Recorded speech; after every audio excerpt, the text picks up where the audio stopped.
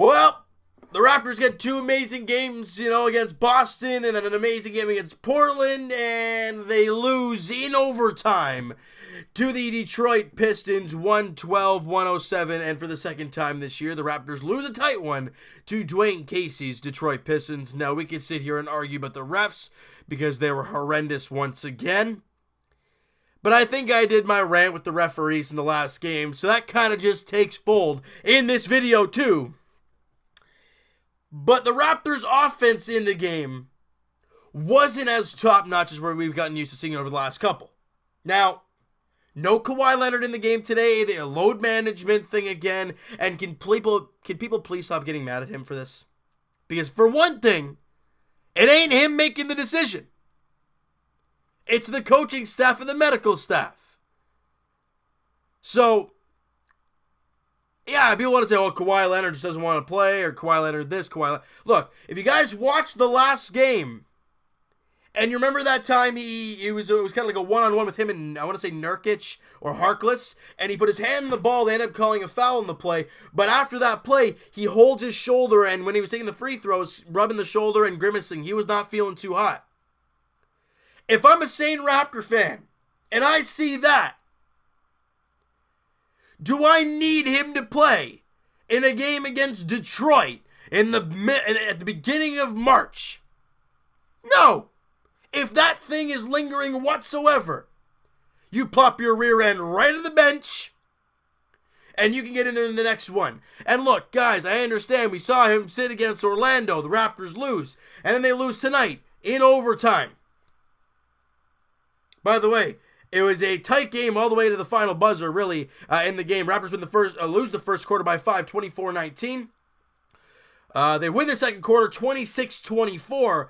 And they win the third quarter, 33-25. So if you're looking at the fourth quarter stats and you're like, man, all right, the Raptors got a lead heading into the fourth. This should be locked down.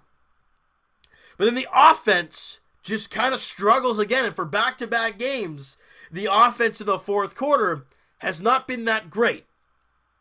But I do have to give the Raptors credit.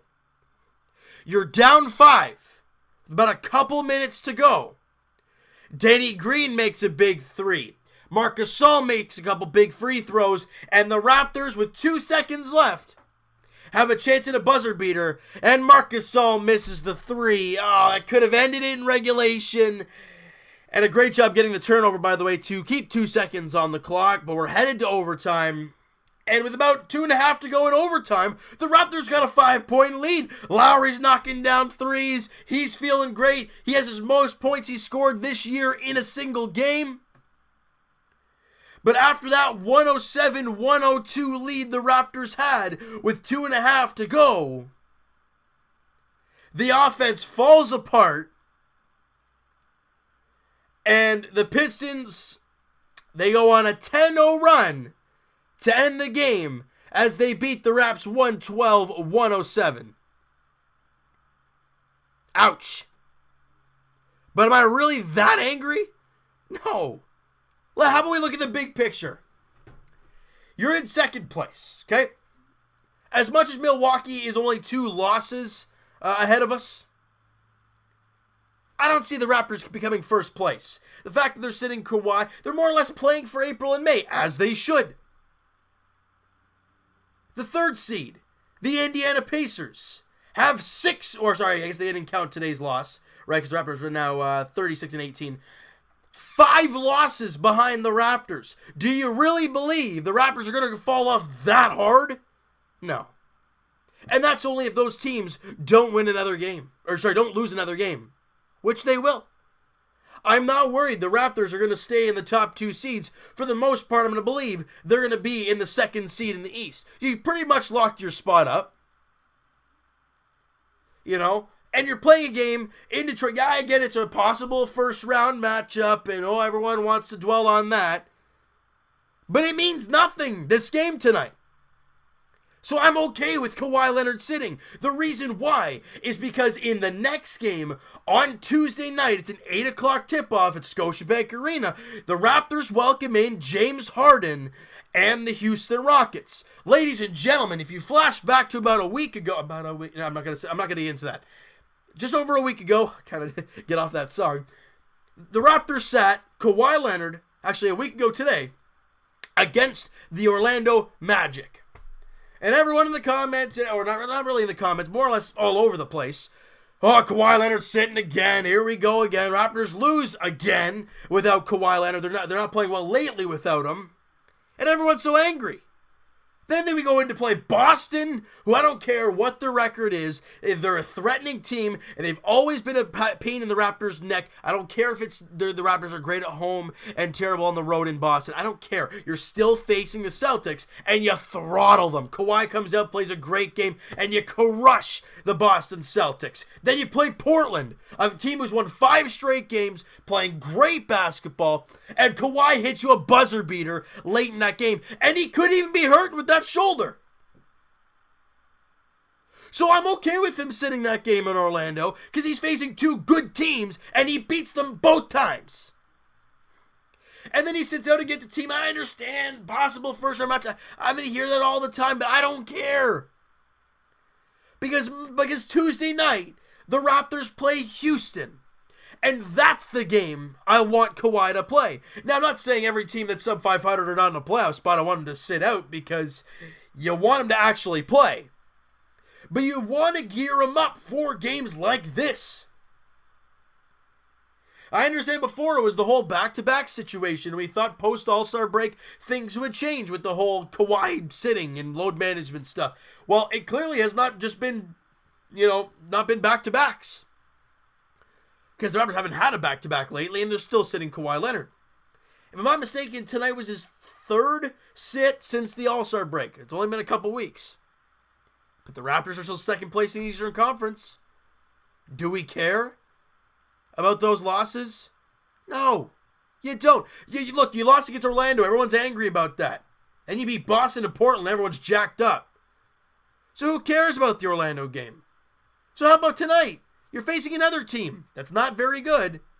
I mean, look, Blake Griffin and Andre Drummond are 2 freaks of natures. And what did Andre have? He had a double-double, 15 points, 17 boards. Griffin gave 27 points. And look, they were giving fouls left and right to him. He had 10 free throws in the game. And look, yeah, I understand. People got in foul trouble. Marc Gasol actually fouled out in the game today. I'm not worried about the Toronto Raptors, guys. And I hope you're not too. Because if you are, come on.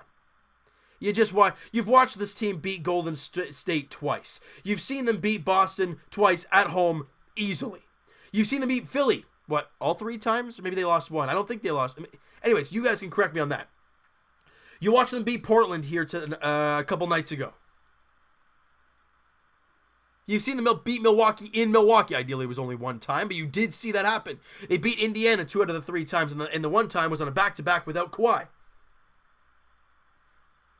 This team is ready for playoffs. So now you have to prepare for that. And if that means sitting Kawhi a few games, fine.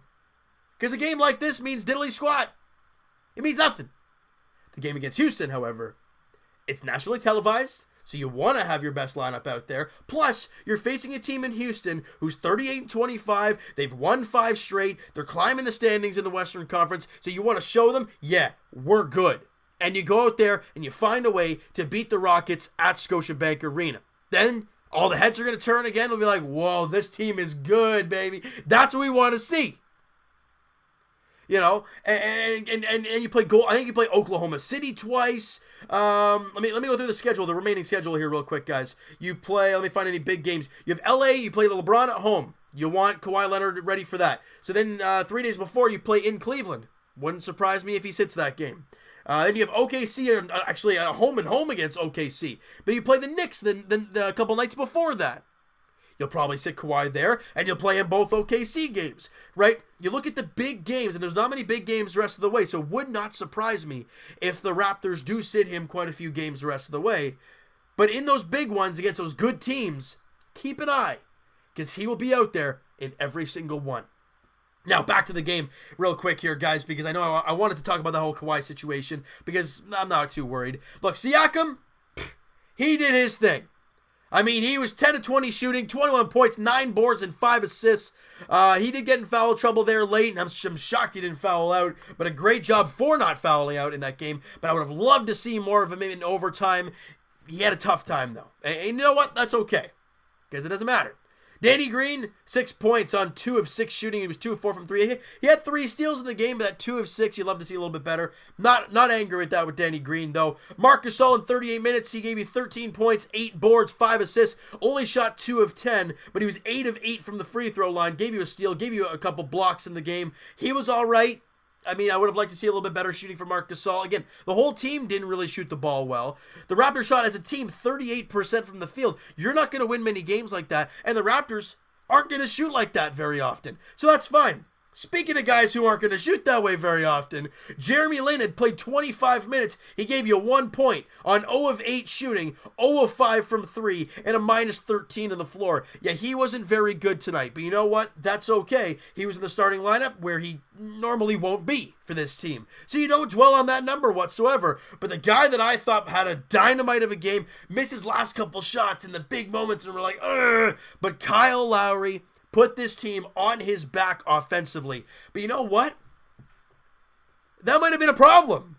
You know, I love that Kyle Lowry threw up 35 points, 7 boards, and made 6 threes. But Kyle Lowry, that we've got to know and love, has been the guy who's been distributing the basketball, taking charge, being that guy. Now, he still takes charge when he gets points, of course, but when he's shooting that much, all the other guys aren't getting involved. Guys like Danny Green. I mean, you look at the rest of the starting unit. Other than Siakam, nobody else shot 50% from the field. Jeremy Lin was 0 of 8, but Gasol 2 of 10, and Danny Green 2 of 6. They weren't great.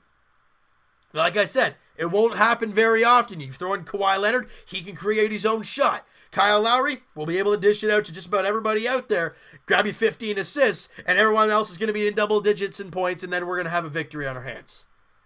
I'm not worried, guys. OG Anunoby, I thought he was great offensively, and he really dug in defensively in the game today. 13 points, 6 boards, he played 35 minutes, 5 of 10 shooting, 1 of 4 from beyond the arc. He was minus 2 on the floor. Norm Powell, 4-9 shooting, 11 points and 5 rebounds. I thought he was pretty good in the game. And Serge Ibaka, guys, time to keep an eye on it a little bit here. Ibaka in 20 minutes, he only had 5 points on 2 of 7 shooting. He did grab 11 rebounds, and but he was a minus 4 on the floor. I don't know. You know, with Gasol not shooting the ball well tonight, I think I would not be opposed to seeing Ibaka start the next game. I'm assuming Clint Capella is going to be playing for the Rockets. I don't think he's hurt or anything. They don't even have an injury list, so he's back and healthy. So a guy like Serge Ibaka to bang down low with him, I would not be opposed to that at all. That's probably what we're going to see on Tuesday against Houston. But, look, was it a good game? No, it wasn't. Do you dwell on this game at all? No, you really don't. Is it a loss? Would you love to have won the game? Absolutely. I'd be an idiot to tell you why would you be upset if they lost? I'd be so stupid to say that. Am I upset they lost? Yeah. But when you step back and look at the broad picture of what this loss means, it's hard to come up with something that it actually means. It means nothing, guys. Don't dwell on it, all right? So, you know what? That is going to do it for this one. You guys enjoy this video, and you guys didn't really enjoy the loss there today. Smack that like button. I do appreciate that. Hit the subscribe button if you guys have not already. Comment down below, guys. What'd you think of the game today? Who's your MVP? Mine is Kyle Lowry, of course.